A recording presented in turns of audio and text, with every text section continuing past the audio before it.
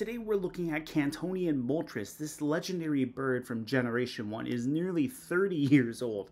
And despite the fact that it's been around for so long, I don't think it's actually had that many high rankings in VGC over the last couple of decades right there. But I digress. This might actually be Moltres' time to shine with terastallization. Galarian Moltres obviously has done pretty good, but it's also not nearly 30 years old. Galarian Moltres came out with the DLC for Sword and Shield. This Moltres, I want to see it do something. I want to see it place high in at least one tournament. So why do I want to see this? Well, for one thing, it's been around since the generation I started playing in, so, you know, there's that. And plus, it's just a flaming phoenix. Who doesn't like birds that are on fire? That sounded weird, but anyways, I digress. Moltres, it's a fire flying type, it's a phoenix. Who doesn't want to see that go well? So we are immune to ground. We have four resistances to fairy, fighting, fire, and steel, and then we have four times resistances to bug and grass. So that a little out of order, but hey, that's okay. We're here for a good time. Hopefully Moltres is too. We're weak to electric and water, and then we have 4 times a weakness to rock. And the beautiful thing about terastallization is we can just change that dynamic right there. We can go Terra Fire or we can go Terra Flying to definitely take advantage of doubling our stab types. Or we can just go with a defensive option. We can go Terra Grass, or we can go Terra Fighting, Terra Fairy. Basically anything there that can just get rid of those weaknesses that we do have. But I digress. We're going to be mostly talking about Terra Fire and Terra Flying on this idea, because Moltres definitely has the stats to take advantage of doubled fire and flying stab options right there. We have 90 HP, 100 attack, 90 defense, 125 special attack, 85 special defense, and 90 speed. Now the fun thing here is a little bit of trivia for you, for those who might not know. Back in the days of Generation 1, damaging moves weren't divvied up individually into physical or special moves. They were divvied up into physical or special based off of their type. Flying was a physical move, fire was a special move. Therefore, if you're going to have a legendary with both of those as the stab types, might as well give them some solid stab options right there with their stats. Though that said, Krabby has a base 105 attack stat, so what do I know? But hey, I digress. With that 100 attack and 125 special attack, physical or special moves are definitely viable with Moltres, and while common sense might say, let's go with the 125 for the special attack, I've been told I struggle with common sense at times, so yeah, we'll be talking about both physical and special sets on this. So anyways, let's jump into some abilities right there before we go any further. As far as our abilities go, we have Pressure and we have Flame Body. So Pressure, it burns an extra PP point off the opponent if they hit you with a move. And then Flame Body, basically you got a 30% chance of making your opponent get burned, which could be rather handy, especially if they're a physical attacker. Now they're not doing as much damage to you. So let's jump into some move spreads. Our first 2 spreads here are going to be fast special attacking Moltres geared up for weather teams, with the first one being for a rain team and the second one being for a sun team to take advantage of our Terra Flying or Terra Fire respectively. So what I was thinking with this first one here for Moltres is we're going to run Hurricane on it, we're going to run Heat Wave, we're going to run Overheat, we're going to have a Life Orb to increase our damage output, and then we're going to have Flame Body to potentially burn our target. Now, one nice thing that you could do with this is you could make the case for Pressure to burn PP if you really wanted to, especially if you run into not Single Strike, Rapid Strike Urshifu. That's the water one. Single Strike is the dark one. But hey, you could make the case for Pressure, and then that way Surging Strikes burns through its PP a little bit faster, especially if you manage to live it. With your Terra Flying, you should be able to live that, but I digress.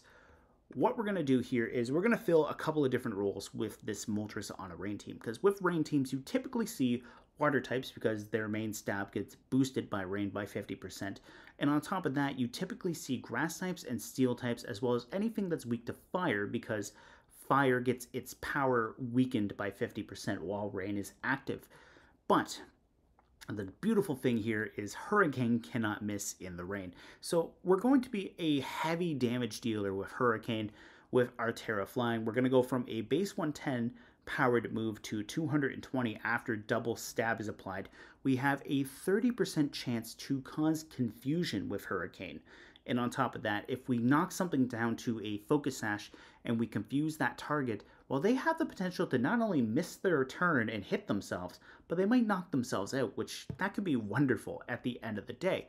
So what I was thinking here is if you're playing this Moltres on a rain team, you can use it as a means to get rid of steel types before rain goes up. Maybe if you're playing against that opposing rain team and neither one of you wants to set the rain manually with a drizzle user like say Pelipper here, because Pelipper naturally is the only thing that can currently set drizzle or set rain via drizzle. What you could do is you could go for an overheat or heat wave to take out a steel type or a grass type. If your opponent is going to do something like you think they might go Terra to get away from the fire weakness right there, you can always just catch them off guard with the Hurricane. Because really, the one nice thing is Rock is the main overlapping resistance to Hurricane, Heat Wave, and Overheat, and you don't typically see Terra Rock very often, but I could be wrong. Chances are, if you think they're going to go Terra and Terra away from something that's weak to Fire, for example, like say maybe they're playing Scizor and you think they might go Terra Water, well, you could just nail them with the Hurricane instead. You go Terra Flying, you bring in your Pelipper, or use a Prankster with Rain Dance, and therefore you now have your unmissable Hurricane and you can just hit them there. Or if you don't think they're going to Terra, maybe say they've already Terra'd something else and say something like Amoonguss comes in, well, you could overheat them and just absolutely decimate them right there. And what you could do is you could run Pelipper with Tailwind, and then that way that 156 is now hitting a double, so now you're over 300 points in speed. Now you can outspeed Fluttermane, Iron Bundle, Chien-Pao, like a lot of big threats like that. And the nice thing too is you could also go Wide Guard on Pelipper, and then that way if you're worried about, say, a Rock Slide coming your way, you block that for Moltres as well as Pelipper because they're both flying types. But going back into what I was saying is you have that Hurricane that just does the absolute insane damage. You have Heat Wave, which is still a viable option here because it's a spread move. If the rain isn't set up, you can hit both of them, potentially burn them, or you go for the Overheat, which is just an absolute missile right there. Maybe you're playing with a Prankster Rain Dance user like, say, Murkrow, which is definitely an option right there, especially since Murkrow gets both Haze and Tailwind. You could go Tailwind turn one with Murkrow. Maybe your opponent's more eager to get rid of your Murkrow than they are their Moltres, and maybe you go Overheat with Moltres, take out one of the two partners. Now Murkrow survived. You go for Haze, you undo the -2 right there, now you don't have to switch Moltres out. The other thing too is item-wise, if you're worried about Amoonguss or Brute Bonnet for that matter, instead of running the Life Orb, you could run Safety Goggles, and now this way you're protected from Spore as well as other powder moves or Sandstorm Chip. So the nice thing there is maybe you call it wrong. Maybe your opponent decides they're going to Terra their Amoonguss, and now they're Terra Water Amoonguss, and you go for the Overheat. Well, now maybe they tried to Spore you, and maybe instead of Murkrow getting knocked out because you have a Focus Sash on it, now maybe they try to Spore your Moltres. Your Moltres just says nope to the Spore because of the Safety Goggles. Murkrow can now haze off the unfortunate drop from that special attack with the Haze, and now you can either Overheat again, you can Hurricane, or you can go for Heat Wave. You can pop the Terra button if you really wanted to and go for your double-powered Heat Wave, or not Heat Wave, sorry, Hurricane. That said, double-powered Heat Wave. Let's talk about the Sun team. So the Sun idea here is now instead of running Overheat and Heat Wave, we're going to just strictly run Heat Wave, and then that way we'll take advantage still of the fact that we do get double power off of our stab for that Heat Wave. We can hit both targets potentially. Now we can run Solar Beam as a potential option as well.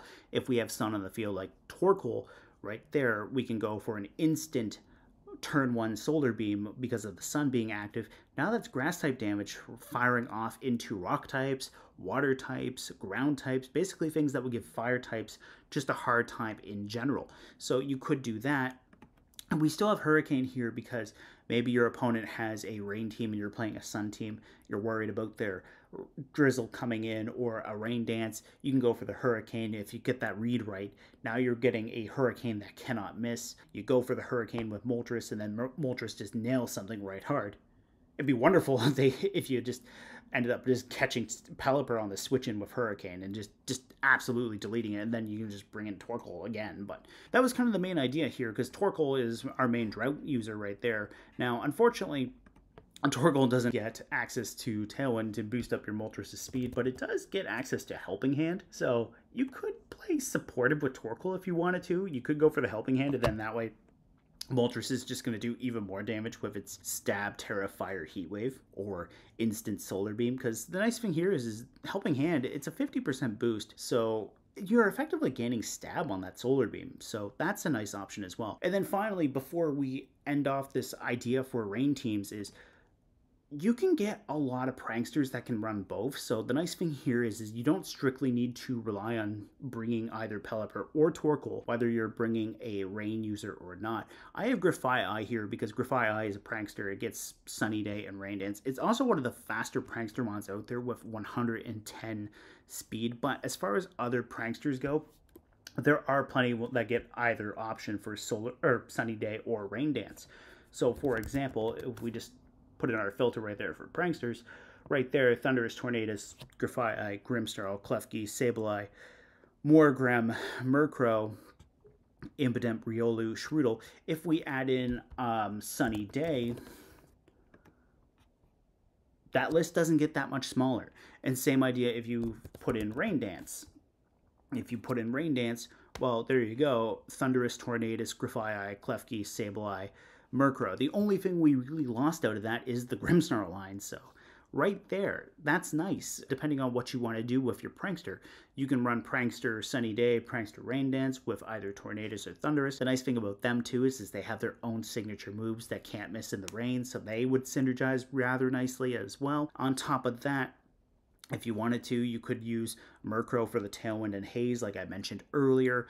If you wanted to use Grafaiai, you have access to a nice quick Fake Out, which doesn't really matter because of the Prankster.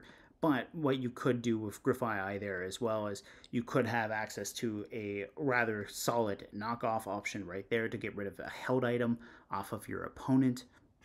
As far as prankster moves go too, you do get Parting Shot, which is a nice pivot move right there. So you could have Parting Shot, your weather setup move right there on Grafaiai, Fake Out, and then a fourth move if you really wanted to. You could have Doodle if you wanted to change Flame Body away into another ability based off of what your opponent has.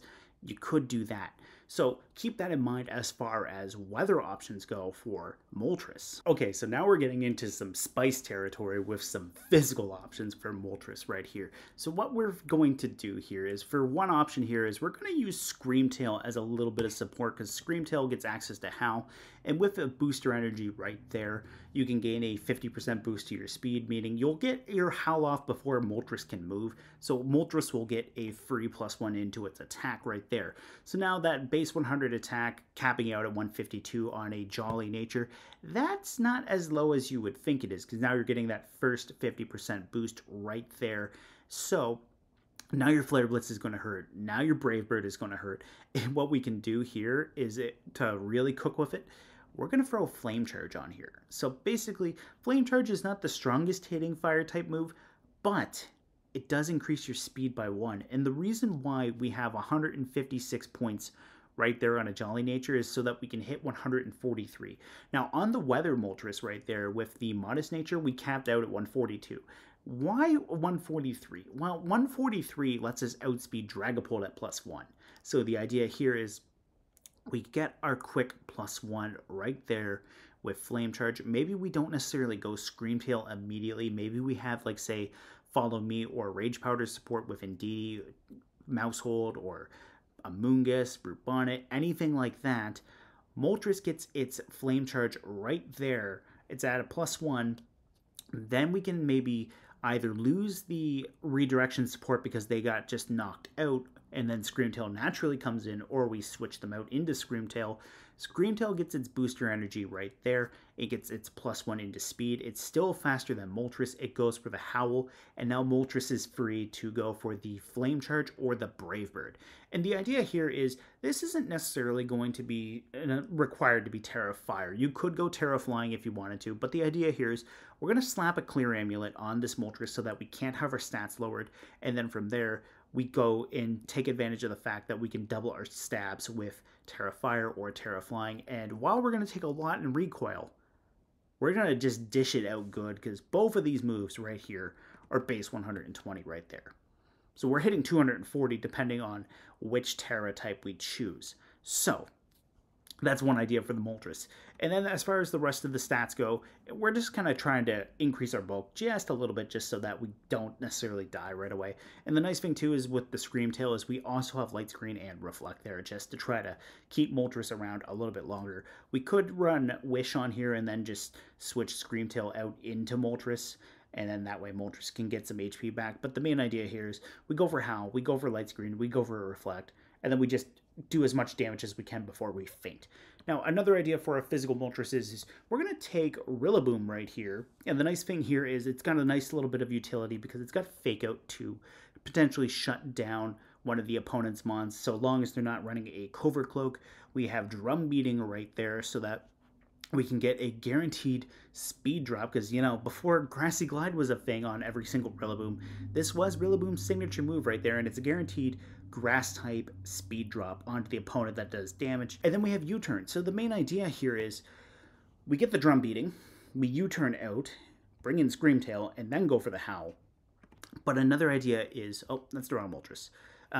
Here we go, right Moltres. Grassy Seed. So what we can do is we could go with this Moltres and then bring out Rillaboom with its Grassy Surge. We get a +1 into our defense right there. So there's a 50% boost. Half of 112 right there is 56. So you're already looking at over 160 points right there. You're looking at about 168 roughly with the Grassy Seed. We still have that 143. We have Acrobatics now instead of Brave Bird, so that we're not doing as much recoil to ourselves. Now we're basically doubling our power to 110. We're going Terra Flying with this so that Acrobatics goes even further to 220. Basically, it's Physical Hurricane. On top of that, we have Flare Blitz to do some good damage, but now we have Roost, and the main idea with Roost is we'll heal up 50% of our HP, and we'll go from there. We'll heal up Acrobatics, Flame Blitz, or Flare Blitz as needed. Not Flame Blitz. Gen 10 attack right there. I'm calling it now. Flame Blitz. Which will basically be Wild Charge, Flare Blitz. Yeah, but anyways, on that note, it's kind of a little odd to me that we don't have a 120 electric move like Flare Blitz, and that Wild Charge is the closest we got, but hey, I digress. Tangent aside, we had the Acrobatics, we had the Flare Blitz, and we had the Roost. We keep getting back HP, we take a little bit of recoil with the Flare Blitz. Rillaboom can U-turn out into Screamtail. Screamtail can go for either Howl or Screens, and then we go from there. And then finally, our last idea for the Moltres is, weirdly enough, we can do support. So Moltres gets Tailwind itself. It gets Will-O-Wisp to burn things if you wanted to, because Will-O-Wisp and Flame Body together seem like a little bit of overkill. You could run Pressure if you wanted to, or you could run the Flame Body. And then from there, we invest into our bulk with our HP. We invest a good amount into our defense and special defense. We have just enough speed to hit 112 for when we have Tailwind up so that we can outspeed Electrode and Calyrex Shadow Rider. And then we just have the remaining 4 points into our special attack. We have Overheat for just one last haymaker of an attack. And then as far as our item goes, we can go for either Citrus Berry, we can go for Grassy Seed if we wanted to. We could go Psychic Seed. We don't have Tapu Fini or Galarian Weezing yet, so no point in running the Misty Seed, but we could go with the Psychic Seed to raise our special defense if we wanted to, and we can just go from there. Basically have Moltres set up Tailwind, burn physical opponents that aren't Guts users, because that is one thing you do need to watch out for as a surprise Guts user. On top of that, you could go Mental Herb, and then that way you don't have to worry about Taunt stopping you from being able to go for your Tailwind, because Moltres could go for the Tailwind to set up its partners and just go from there. And you could do that on either a Rain or a Sun team if you wanted to. You could do it on a non-weather team with the Tailwind, so really it's all over the place. And that's my main thoughts on Moltres there, guys. This one's been a little bit of a longer one to talk about, but that said, we went over 5 Moltreses right there, because we had the 2 weather teams, we had the 2 different variants of the physical set, and now we have this supportive set. So yeah, there's a lot that you can do with Moltres, and I really want to see Moltres do well in this format right here with terastallization. It'd be nice to see this thing go hard, because while Galarian Moltres did do a lot of work in Generation 8, I just want to see the original just put in the work. And also, if I'm wrong about it not having many placements in there, please link that down in the comments below, because I would love to see that too, because like I said, this thing is really cool. It's a Phoenix and is one of the original legendary Pokemon to come out back in the days of Generation 1. Anyways, guys, I will see you next time.